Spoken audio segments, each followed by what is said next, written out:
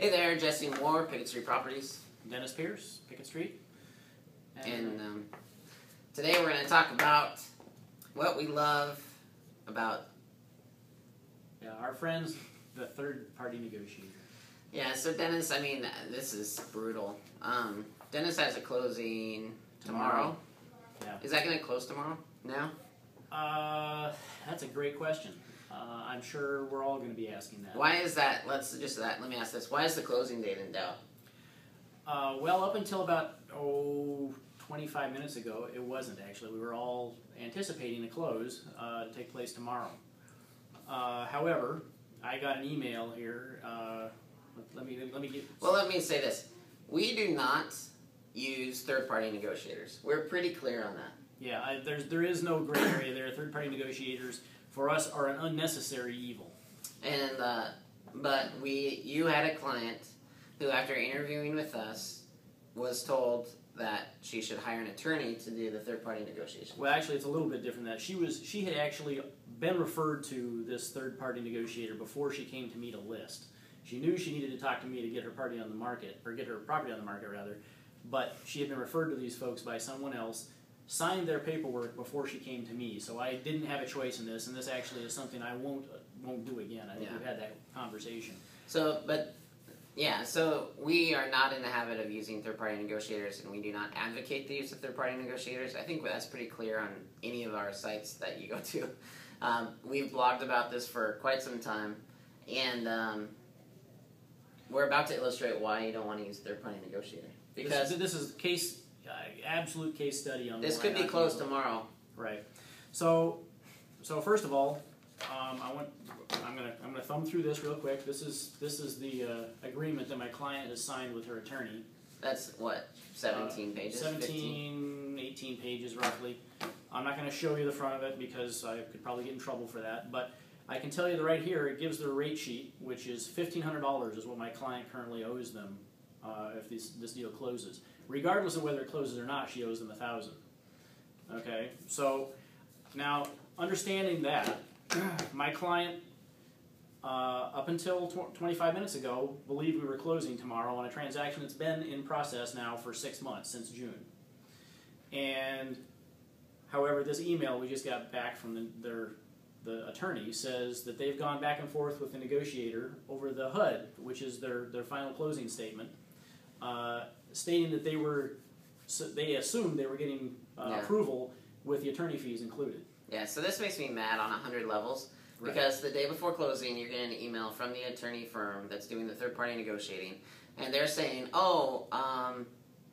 oops, we sent over the final HUD, and we put our fee on there, and the bank didn't approve it. And you wonder, well, why is that?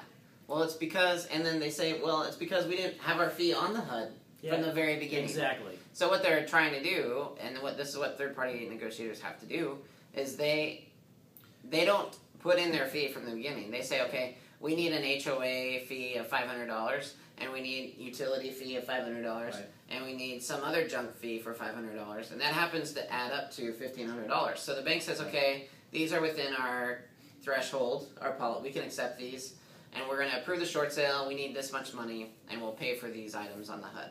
And what the third-party negotiator does then is they say, okay, these fees that add up to $1,500 don't actually exist. So when we send the final HUD, we're going to put attorney fees and then that amount, and the net doesn't change. Right. The approved amount that the bank has already approved, that doesn't change.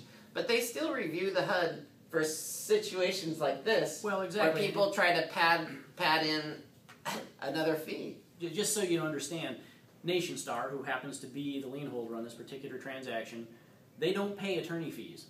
And the attorney in this case probably knew that up front, but they didn't bother to talk about it because, of course, they didn't want to hear the no. They'd already had my client sign a piece of paperwork that said they owed him $1,500 regardless.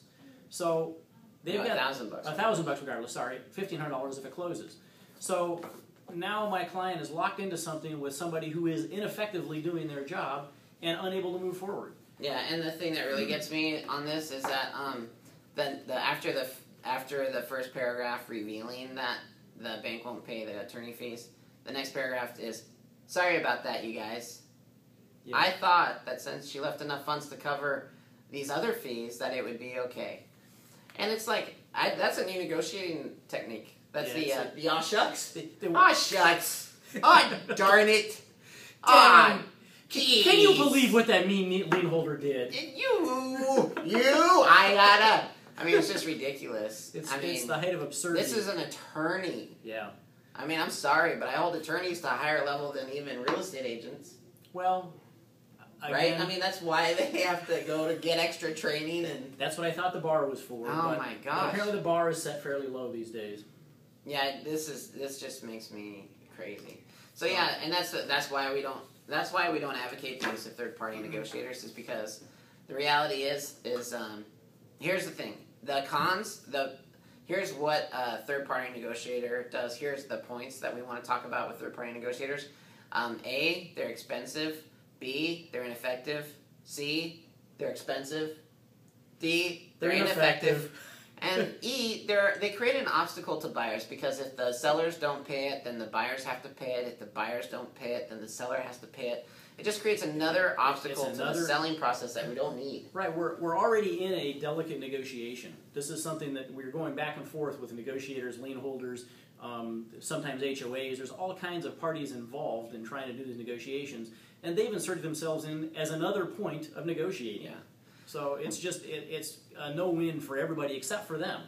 So what we recommend instead is use an experienced listing agent, because instead of being ineffective and expensive and creating obstacles, they don't cost any more money than the bank will already pay for. Where it's effective if you interview and you find a good listing agent, knows short sales. Right. And then third, we're not creating obstacles for buyers. We're not saying, hey, in order to buy this property that's already kind of a pain in the ass to close on, you're not going to be able to move in for 4 to 6 months. Right. And on top of that, you're going to have to pay an additional fee. We get rid of that. And we say, you know what? There's no fee to you or to your buyer. As we say that to the buyer's agents. And the reality is the lien holder is already expecting to see those fees on the bottom line. That's already calculated into their formula. Yeah. So that's not a point of contention. So don't do drugs. And don't do third-party negotiators. That's right. Thank you. Thanks.